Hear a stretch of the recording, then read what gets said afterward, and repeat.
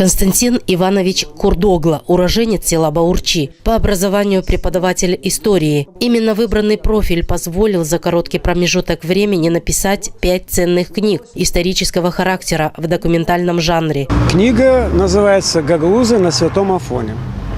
Книгу создавал долго, старался дать такие сведения о гагаузах, которые находятся на Афоне, или монахами являются, или проводниками, или были паломниками.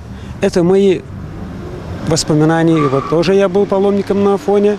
Это воспоминания 20 паломников и людей, имеющих отношение к этой теме. Презентацию книги открыла заместитель начальника управления культуры и туризма АТО Гагаузии Евгения Люленова. Она отметила титанический труд Курдогла в написании востребованных обществом документально-исторических произведений, какие служат хорошим материалом в деле воспитания у людей чувств патриотизма и высоких духовных ценностей. Автор сделал вообще невозможное.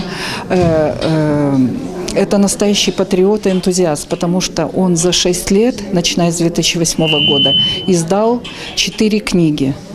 Начал он в 2008 году с истории Свято-Николаевской церкви села Баурчи. Затем вышла книга его, посвященная репрессиям села Баурчи Чедорунского района. В 2010 году вышел «Голод в Гагаузии», широко известная книга. И в 2012 «История села Баурчи». Председатель общественной организации «Кардашлык» Константин Сырф на презентации подчеркнул, что при помощи его общественной организации удалось организовать поездку жителей Гагаузии в Грецию, среди которых был и Константин Курдогла, что и послужило причиной написания книги «Гагаузы на Святом Афоне». Я очень преклоняюсь перед этим человеком и перед нашими гагаузами, которые сегодня собрались здесь и обсуждают такую тему. И горжусь тем, что мы были первыми.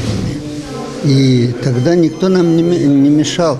Нам пошли навстречу, мы поехали. Я очень рад за наши гагаузы, вам скажу, что они не просто открыли Афон, но там мы находимся в числе монахов, в числе проводников, в числе паломников. Много-много узнаете интересного с этой книги. Автор книги выразил большую благодарность тем, кто оказал ему помощь в написании этой книги, и надежду, что его труд найдет своего читателя, будет интересен историкам, культуроведам, этнографам и всем тем, кто интересуется историей и культурой гагаузского народа. Данная книга, к тому же, может помочь сближению нашей страны со страной, что стала родиной многих современных наук и искусств.